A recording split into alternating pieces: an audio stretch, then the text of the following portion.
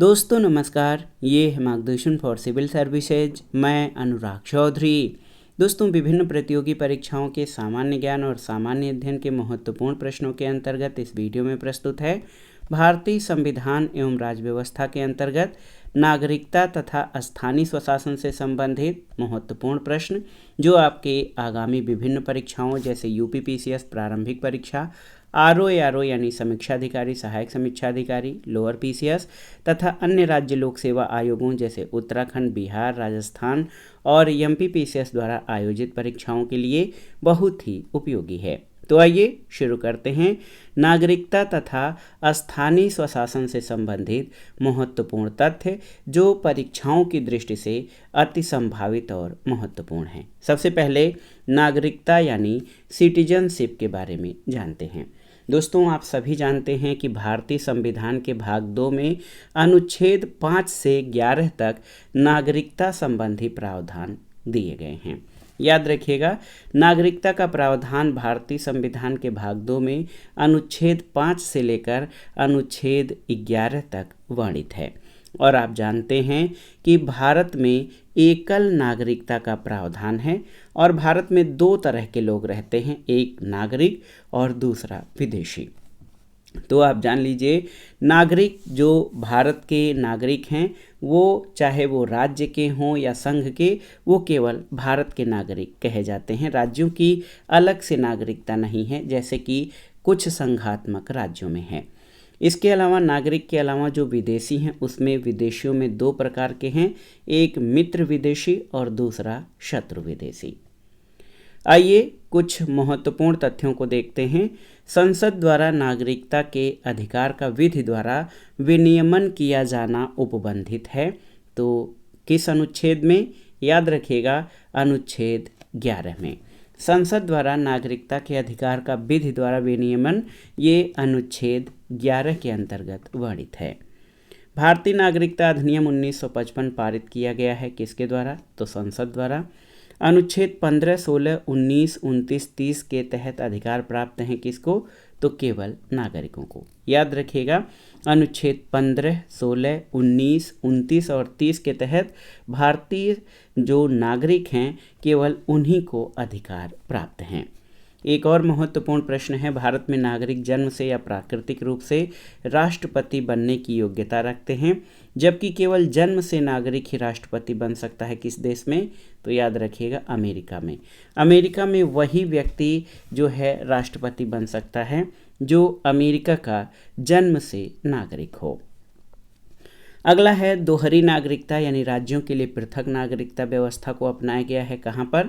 तो अमेरिका और स्विट्जरलैंड में दोहरी नागरिकता यानी डुअल सिटीजनशिप, राज्यों के लिए पृथक नागरिकता और संघ यानी केंद्र के लिए अलग नागरिकता, इस व्यवस्था को अपनाया है। अगला है मूल अधिकारों के बारे में जान लेते हैं, जो हमारे फंडामेंटल्स राइट्स हैं। दोस्तों, मूल अधिकार 6 हैं। समानता का अधिकार अनुच्छेद 14 से 18 में वर्णित है। स्वतंत्रता का अधिकार अनुच्छेद 19 से 22 में। शोषण के विरुद्ध अधिकार अनुच्छेद 23-24 में। धर्म की स्वतंत्रता का अधिकार अनुच्छेद 25 से 28 में।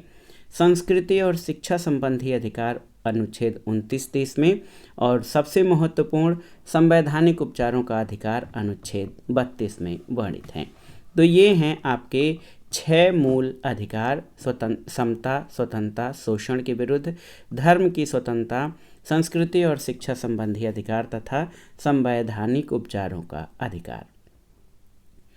नागरिकता से संबंधित अन्य महत्वपूर्ण तथ्यों को देखते हैं।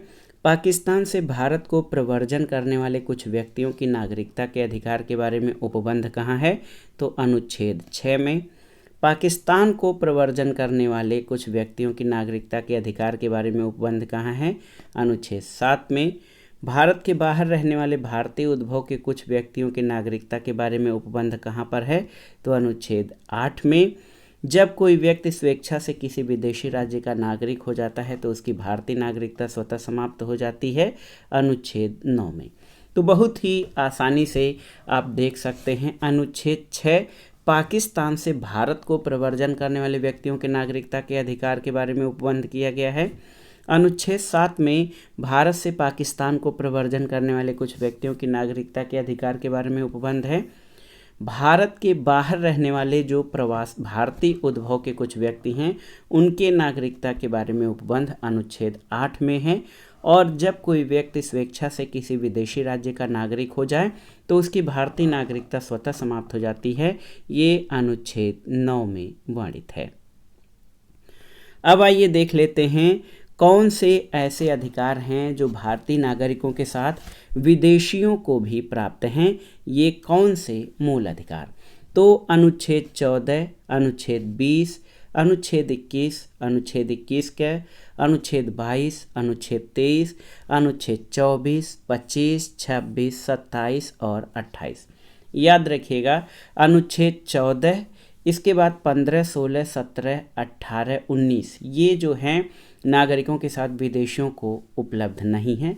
15, 16, 17, 18, 19। अनुच्छेद 20, 21, 22, 23, 24, 25, 26, 27 और 28 ये ऐसे मूल अधिकार हैं जो भारतीय नागरिकों के साथ विदेशियों को भी प्राप्त हैं। अब आइए जानते हैं भारतीय नागरिकता प्राप्त करने के आधार कौन से हैं। तो पहला अधिकार जन्म से यानी बाय बर्थ। दूसरा जो भारतीय नागरिकता प्राप्त करने का आधार है वंश परंपरा से। तीसरा पंजीकरण से। चौथा देशीकरण से। और पांचवा भूमि के अर्जन द्वारा। तो ये 5 तरीके हैं भारतीय नागरिकता प्राप्त करने के। अब देखिए नागरिकता का अंत किस प्रकार से होता है। तो किसी अन्य देश की नागरिकता अगर कोई ग्रहण कर ले तो उसकी भारतीय नागरिकता समाप्त हो जाएगी। वो व्यक्ति अपनी नागरिकता त्याग दे या फिर भारत सरकार द्वारा उसे भारतीय नागरिकता से वंचित कर दिया जाए तो भारतीय नागरिकता व्यक्ति की समाप्त हो जाती है, यानी नागरिकता का अंत हो जाता है। अब आइए स्थानीय स्वशासन से संबंधित महत्वपूर्ण तथ्यों को देख लेते हैं जो परीक्षाओं की दृष्टि से अति संभावित और महत्वपूर्ण हैं। देखिए दोस्तों, बहुत ही महत्वपूर्ण तथ्य है। आप देख सकते हैं भारत में स्थानीय स्वशासन का जनक लॉर्ड रिपन को कहा जाता है। लॉर्ड रिपन को भारत में भारतीय स्थानीय स्वशासन का पिता कहा जाता है। स्थानीय स्वशासन में 2 व्यवस्थाएं हैं, पंचायती राज व्यवस्था और शहरी स्थानीय स्वशासन। पंचायती राज व्यवस्था का प्रावधान 73वें संविधान संशोधन से और शहरी स्थानीय स्वशासन का प्रावधान भारतीय संविधान में 74वें संविधान संशोधन के माध्यम से किया गया है। बलवंत राय मेहता यानी BR मेहता समिति, इसके द्वारा जो है पंचायती राज को जो संवैधानिक दर्जा था या पंचायती राज का जो शिल्पी है वो बलवंत राय मेहता को कहा जाता है। इन्होंने त्रिस्तरीय पंचायत प्रणाली का सुझाव दिया जिसमें 3 स्तर होंगे। सबसे निचले स्तर पर ग्राम स्तर, उसके ऊपर ब्लॉक स्तर और उसके ऊपर जिला स्तर, यानी बलवंत राय मेहता समिति ने त्रिस्तरीय पंचायती प्रणाली का जो है सुझाव दिया था। महत्वपूर्ण तथ्यों को देखते हैं। पंचायती राज प्रणाली को संवैधानिक दर्जा मिला था।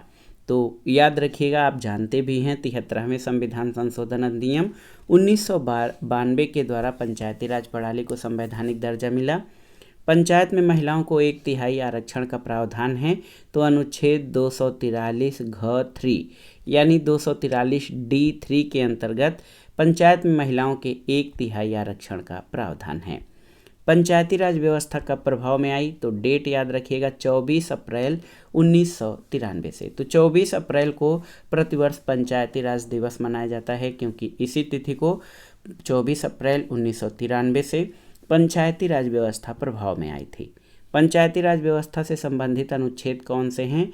तो अनुच्छेद 243 से 243 अड़ तक पंचायती राज व्यवस्था से संबंधित अनुच्छेद हैं।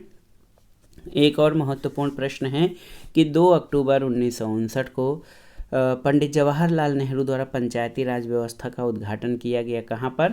तो नागौर राजस्थान से 2 अक्टूबर 1959 को पंडित जवाहरलाल नेहरू द्वारा पंचायती राज व्यवस्था का उद्घाटन किया गया है।